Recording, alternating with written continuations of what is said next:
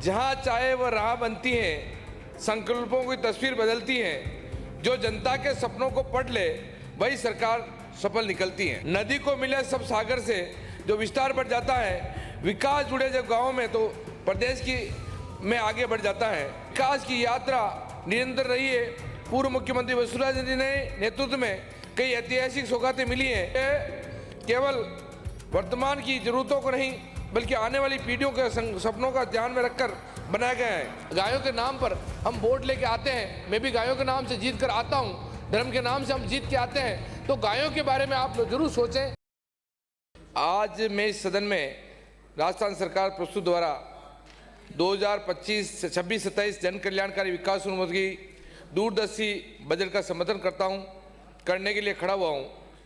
यह बजट केवल आंकड़ों का दस्तावेज नहीं है बल्कि प्रदेश की सर्वांगीण विकास, गांव, गरीब, किसान, युवा, महिला और उद्योग सभी वर्गों के लिए बल्कि राजस्थान के उज्जवल भविष्य के लिए बजट है। और आज हम मैं तो आत्मा से बोल रहा हूँ, बिल्कुल आत्मा से बोल रहा हूँ।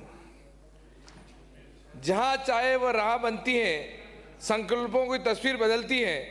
जो जनता के सपनों को पढ़ ले वही सरकार सफल निकलती है। सबसे पहले माननीय मुख्यमंत्री जी भजनलाल जी शर्मा और वित्त मंत्री दिया कुमारी जी को आभार व्यक्त करता हूं। उन्होंने इस बजट में चित्तौड़गढ़ विधानसभा क्षेत्र की आवश्यकताओं को समझते हुए अनेक महत्वपूर्ण सौगातें प्रदान की हैं। यह स्पष्ट रूप से दर्शाता है कि मुख्यमंत्री जी का चित्तौड़गढ़ की धरती में विशेष स्नेह और लगाव है।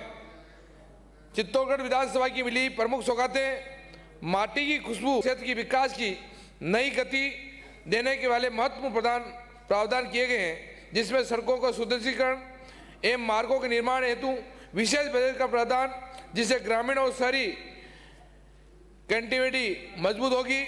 पेयजल योजना का विस्तार और नई परियोजना का स्वीकृति, जिसमें क्षेत्र के लोगों का बजट राहत मिलेगी। चंबल से बड़ा पानी भी आ रहा है, बड़ी योजना है 450 करोड़ की, वो भी टेंडर हो चुका है। स्वास्थ्य सेवाओं को सुदृढ़ करने के लिए अस्पतालों का उन्नयनीकरण, चिकित्सा सुविधा की वृद्धि, शिक्षा क्षेत्र में विद्यालयों को क्रमोन्नत, नए भवनों, आधुनिक संसाधनों की व्यवस्था, कृषि और सिंचाई परियोजना का माध्यम किसानों को सशक्त बनाने का ठोस प्रयास। यह निर्णय चित्तौड़गढ़ की विकास की नई आयाम प्रदान करेगा और क्षेत्र की वर्षों पुरानी मांगों को पूरा करेगा। नदी को मिले सब सागर से जो विस्तार बढ़ जाता है, विकास जुड़े जब गाँव में तो प्रदेश की में आगे बढ़ जाता है। भजनलाल जी सरकार चित्तौड़गढ़ की विशेष स्नेह है। माननीय सभापति महोदय, मुख्यमंत्री जी ने सदैव संतुलित क्षेत्रीय विकास की बात की है, लेकिन चित्तौड़गढ़ के प्रति विशेष देशों को आधारभूत संरचना का विस्तार हो, निवेशों को बढ़ावा दे, युवाओं के लिए रोजगार के अवसर सृजित करें। इस तरह में चित्तौड़गढ़ की प्राथमिकता दी है। सरकार इस भाव से साथ आगे बढ़ी और गति दी है, जिसे विकास के कार्यों में तेजी आई।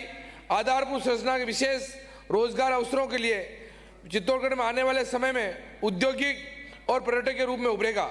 विगत वर्षों में सौगातें वसुंधरा राज सरकार में, वर्तमान सरकार में दीप जले रोशन सारा जान होता है। अच्छे कार्यों का विरासत में ही देश महान होता है। माननीय सभापति महोदय, विकास की यात्रा निरंतर रही है। पूर्व मुख्यमंत्री वसुंधरा जी ने नेतृत्व में कई ऐतिहासिक सौगातें मिली हैं। प्रमुख सड़कों, राजमार्गों को पेयजल, सिंचाई योजनाओं का, पर्यटकों के संरक्षण, विकास के, उद्योगों की तरफ से कई आगे बढ़ाने की भजनलाल सरकार ने विकास और अधिक गति आज भी बजट प्रस्तुत हुआ है। भाई पूर्व में कई उपलब्धियां सशक्त आधार बनाने का, भविष्य की संभावनाओं को साकार करने का प्रयास किया है। यह बजट समाज सेवी विकास का उत्कृष्ट उदाहरण है। युवाओं के लिए रोजगार, कौशल विकास पर विशेष जोर, महिलाओं को सशक्त हेतु योजनाओं का, किसानों के लिए आधुनिक कृषि, सिंचाई और तकनीकी सहायता, शिक्षा और स्वास्थ्य के क्षेत्रों में व्यापक निवेश, आधारभूत संरचना, सड़क, बिजली और पानी की ऐतिहासिक खर्च, उद्योगों एवं पर्यटकों को बढ़ावा देने के लिए अर्थव्यवस्था और नई ऊंचाइयों ले जाने का संकल्प। माननीय अध्यक्ष सभापति महोदय, यह बजट विकसित राजस्थान और परिकल्पना का साकार करने की दिशा में एक मजबूत कदम है। यह केवल वर्तमान की जरूरतों को नहीं बल्कि आने वाली पीढ़ियों के सपनों का ध्यान में रखकर बनाया गया है। रहीम जी ने एक दोहा इस अवसर पर अत्यंत प्रासंगिक किया है, रहीम देखे बड़ेन तो लघु न दीदारी, जहाँ काम आवे सुई माँ करे तलवारी। यह बजट समाज के हर वक्त छोटे से छोटे व्यक्ति की जरूरतों को ध्यान में रखकर बनाया गया है। यह चित्तौड़गढ़ विधानसभा के कुछ प्रमुख चुनौतियों की सरकार को ध्यान में आकर्षित करना चाहता हूं, ताकि विकास के प्रति तेज आगे बढ़े। चित्तौड़गढ़ का जल संकट डार्क जोन में है। माननीय सभापति महोदय, आप भी चित्तौड़ से आते हैं, एक डार्क जोन में से चित्तौड़गढ़ का निकालना बहुत जरूरी है, क्योंकि औद्योगिक दृष्टि से हब से बना हुआ है। माननीय अध्यक्ष महोदय, चित्तौड़गढ़ का बड़ा हिस्सा आज भी जल संकट को जूझ रहा है। कई गाँवों में पेयजल नियमित उपलब्धता एवं चुनौती बनी हुई है, जिसे किसानों को पर्याप्त एक पूसरे वाली पुलिया, एक घंटेड़ी से ब्यावर जो आपकी विधानसभा भी लगती है, वो पुलिया भी अपने लिए बहुत जरूरी है। एक 7 करोड़ की है और ये 21 करोड़ की है, उसमें भी आप दिलवाएं। राज्य मार्गों में उन्नयन, रोजगार, उद्योगों के लिए जमीन आवंटन करवाना। मेरे यहाँ बड़े उद्योग हैं, या मार्बल का उद्योग है, उसके नई जमीन के लिए हमने मादलदा के लिए अप्लाई कर रखा है, तो नई जमीन भी हमारे लिए उपलब्ध हो जाए। युवाओं के लिए स्थानीय स्तर पर रोजगार पर्याप्त नहीं मिल पा रहा है, पलायन हो रहे हैं। यहाँ खनिज, पर्यटक और औद्योगिक संभावना है।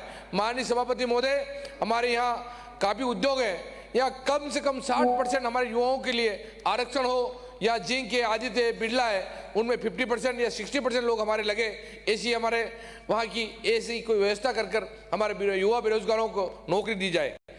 इन नए उद्योगों के क्षेत्रों में MSME प्रोत्साहन के स्किल डेवलपमेंट के सेंटर खोले जाएं। स्वास्थ्य सेवाओं को सुदर्शन से सरकारी अस्पतालों में विशेष डॉक्टरों, आधुनिक उपकरणों, आवश्यकता से गंभीर मरीजों को बड़े शहरों की ओर जाना पड़ता है। जिला अस्पतालों को अधिक उन्नत और उप जिला अस्पतालों में विशेष सुविधा दी जाए। बदेसर को उप जिला चिकित्सालय बनाया जाए, ये लंबे टाइम से मांग है और वो करें। पर्यटक विकास की अपार संभावनाएं, वीरता और त्याग की भूमि चित्तौड़गढ़ ऐतिहासिक महत्व विश्व भर के प्रसिद्ध है, लेकिन पर्यटकों की सुविधा के लिए अभी कई बड़ी आवश्यकता है। हमारा वहाँ किला है, किले के लिए एक दरवाजा है, वहाँ पीछे वाला दरवाजे के लिए भी है, और वहाँ के लिए हम और क्या कर सकते हैं, उसके लिए भी बजट दें, और आने वाले दिनों में किले के बारे में सोचना बहुत जरूरी है। बेहतर सड़कें, सुविधा, प्रचार प्रसार और पर्यटक सर्किट के स्थानीय रोजगार बढ़ेगा।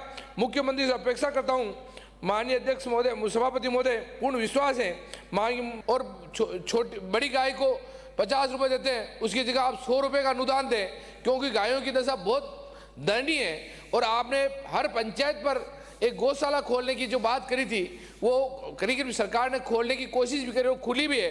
पर आने वाले दिनों में गायों के बारे में अगर हम गायों के नाम पर हम वोट लेके आते हैं, मैं भी गायों के नाम से जीत कर आता हूँ, धर्म के नाम से हम जीत के आते हैं, तो गायों के बारे में आप लोग जरूर सोचें। और इसकी पैकेज को भी 9 महीने की जगह आप 12 महीने का पैकेज करें, और 25 रुपए की जगह अनुदान छोटी गायों को 50 करें, और बड़ी गायों की जगह 50 रुपए की जगह आप 100 रुपए करें। माननीय सभापति महोदय, युवाओं का रोजगार वाली समस्याएं चित्तौड़गढ़ में काफ़ी हैं, और उनको आशा इसलिए है क्योंकि चित्तौड़गढ़ में उद्योग भी काफ़ी हैं, और हम लोगों को नौकरी नहीं देकर बाहर से लोग आते हैं, राजस्थान से बाहर के आते हैं। इसलिए आने वाले दिनों में ऐसा विकेश, उप मुख्यमंत्री भी विराज रहे हैं, दोनों तीनों मंत्री जी भी विराज रहे हैं, हमारे युवाओं को बेरोजगार के बारे में आप सोचकर उनको 60% ऐसा आरक्षण दे कि उनकी योग्यता के अनुसार हम लोगों को नौकरी वहाँ मिल जाए, क्योंकि धूल मिट्टी वो लोग खाते हैं, वहाँ का प्रदूषण हम लोग खाते हैं। तो इसलिए हम लोगों को रोजगार वहाँ कैसे मिल सकते हैं, सरकार डार्क जोन से हमको कैसे निकाल सकते हैं।